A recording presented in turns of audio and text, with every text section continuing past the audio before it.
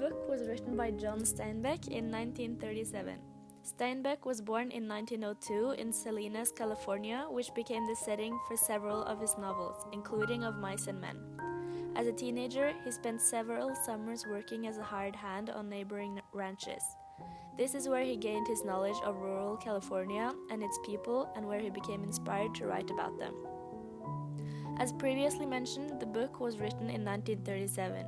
It was during this time that the Great Depression had caused economic difficulties for several Americans. Many farmers lost their property and were forced to find other work, but this proved to be difficult as the unemployment rate had skyrocketed. Due to this, several unemployed men became migrant workers, moving from farm to farm working as field hands at different ranches in California. For these migrant workers, the work was often hard and the wages were low, but it was their only opportunity.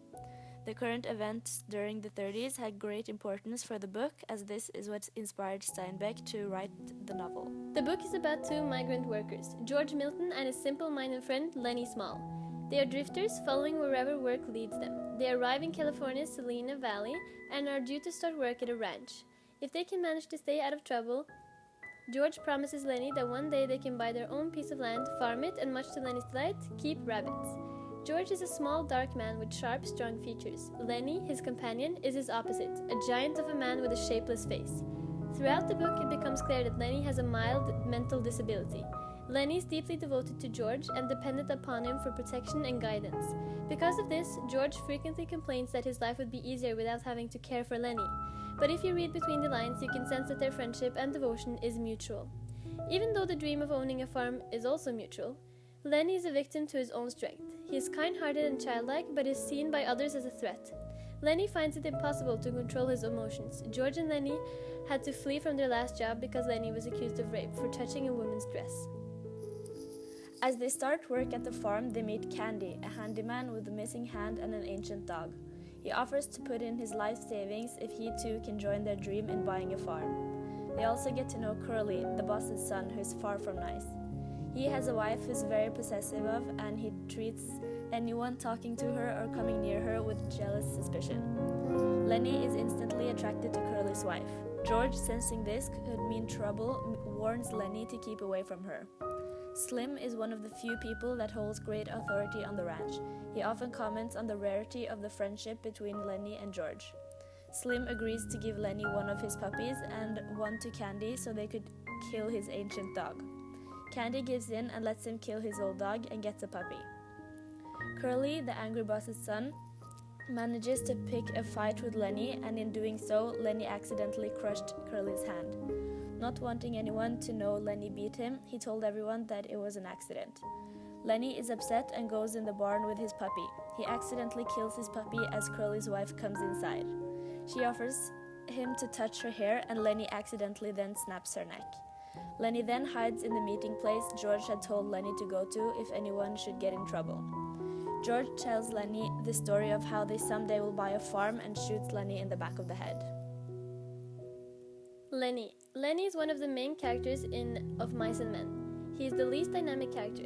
He undergoes no significant changes, development, or growth throughout the story. He remains just as the reader encounters him in the beginning of the story. George is simple-minded, he loves to pet soft things, he is blindly devoted to George and their vision of the farm, and he has incredible physical strength, which we are reassured about several times throughout the book. He is perceived as a tragic character where his fate is almost known instantly to be doomed. The reader gets this automatic sympathy towards him. Lenny is helpless and defenseless. Even though he does a lot of bad things, he is innocent. He can't face the challenges and the dangers in the world. George. George can be defined by a few distinct characteristics. He is short-tempered but a loving and devoted friend whose frequent protests against life with Lenny never weaken his commitment to protecting his friend. We can see this from the start when we read George's first words to Lenny. It is a stern warning to Lenny not to drink so much from the lake because he would get sick. This sets the tone of the relationship for the rest of the book. George may be impatient at times, but he never strays from his main purpose of protecting Lenny. George is a dynamic character. He changes as the story progresses. When we read his conversation with Slim, we can see that he is capable of change and growth, during which he admits that he once abused Lenny for his own amusement. George learned from this incident a moral lesson, that it is wrong to take advantage of the weak. While reading the book, we make a difficult realization that the world is designed to prey on the weak. In the start of the novel, George is something of an idealist. He believes in the story of their future farm, and he tells and retells to Lenny. He thinks of living in safety and comfort with Lenny, free from the people like Curly and Curly's wife, who seem to exist only to cause trouble for them. Lenny is largely responsible for George's belief in this safe haven. But as the story goes on, George can no longer maintain that belief. By shooting Lenny, George spares his friend the brutal and gruesome death that would be delivered by Curly's lynch mob, but he also puts to rest his own dream of a perfect, accepting, and peaceful world. Candy. He is the old handyman, aging and left with only one hand as a result of an accident. He worries that the boss will soon declare him useless and demand that he leave the ranch. Candy's ancient dog, once an impressive sheep herder but now an aging and useless dog, reminds Candy that past accomplishments and current emotional ties matter little. This is made clear to him by Carson when he insists that Candy let him put the dog out of its misery. Candy's dog reminds Candy of the fate that awaits him once they decide he has also lived out his usefulness. This is why living out his days with George and Lenny on their dream farm appeals so much to him. Curly's wife. The book's portrayal of women is not kind. The only woman in the book was Curly's wife. Her name was never mentioned, and she's described as a troublemaker. All she does in the book is tempt the workers, even though she knows her husband will be furious. She's a complex character. She's first perceived as a tramp and a bitch that threatens the happiness of the workers. Later in the novel, she confronts Lenny, Candy, and Crooks in the stable, where she admits to feeling a shameless dissatisfaction towards her life. She becomes more humane to us readers when she tells Lenny about her dream to become a movie star. But instead of staying vulnerable, she preys on others' vulnerability. She exploits Lenny's mental disability, Crooks' skin color, and Candy's oldness to shield herself from her own insecurities. Crooks. He is a black stable hand who gets his name from his crooked hand. He's extremely lonely, and it becomes very apparent when Lenny goes to visit him. First, he doesn't want Lenny to visit him, keeping the principle as he's black and isn't allowed to visit white men's houses, and whites aren't allowed to visit his. But in his loneliness, he invites Lenny in after a while. Like Curly's wife, he uses others' weakness to attack them and plays a cruel game with Lenny. He makes him think George is gone for good. Crooks is deeply affected by his loneliness. What he most wants is a sense of belonging. This is why, even though he doubts Lenny and George's plans about the farm, he still asks if there might be room for him there as well. There are several interesting aesthetic aspects in the novel. The first is the friendship that George and Lenny share. Usually, migrant workers traveled alone, as this made it easier for them to get a job. It was every man for themselves. But George and Lenny have a strong connection where they care for one another and have one another's best interest in mind. George makes sure Lenny stays out of trouble and teaches him right from wrong, while Lenny protects George with his unknown physical strength. They protect each other and know that the other will protect them. Friendship is heavily focused on during the entire book, from the beginning when the two men dream about owning a farm together, all the way till the end when George has to shoot Lenny to protect him from the consequences of killing Curly's wife. Furthermore, there are several symbols in the book that contribute to adding a deeper meaning to the story. One of which is Candy and his dog.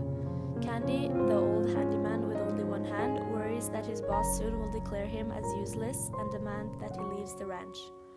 Candy's dog can therefore be viewed as a foreshadowing of his own destiny. The dog once used to be an impressive sheep herder, but now it's toothless, foul-smelling, and brittle with age. Because of his condition, another farmhand offers to put the dog out of its misery. In such a world, Candy's dog serves as a harsh reminder of the fate that awaits anyone who outlives his uselessness. A very central theme in the book is friendship. George and Lenny defy the norm by sticking together even through difficulties, where the easiest solution would be to part. It is also clear that the other men at the ranch envy their friendship, as they themselves feel lonely and isolated. Each of them desires the comfort of a friend, but will settle for the attentive ear of a stranger. Curly's wife is a great example of this, and she admits how all she wants is someone to talk to, but sadly she's giving no attention from her husband, and all the farm hands avoid her. George and Lenny seem to be the most stable characters in the book, as they have someone they trust and can talk to, while the others struggle with loneliness. Still, the friendship does not last, as it comes to a tragic end when Lenny is killed. Another theme could be the American dream and how it's nearly impossible to achieve it. Most of the characters in the novel admit at one point or another that they dream of a different life. George and Lenny want their own farm. Curly's wife says she wants to become a movie star.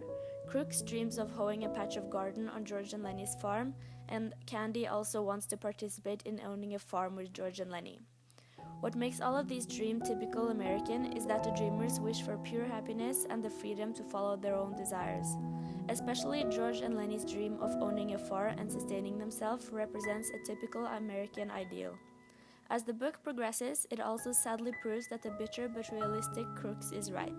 Such paradises of freedom, contentment, and safety are not to be found in this world.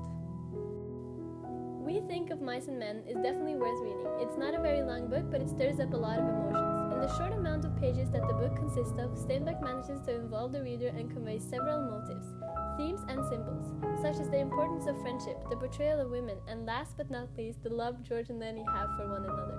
This book is a classic, and since it's neither too long or especially hard to read, it is a good choice for a well-written story that leaves an impression.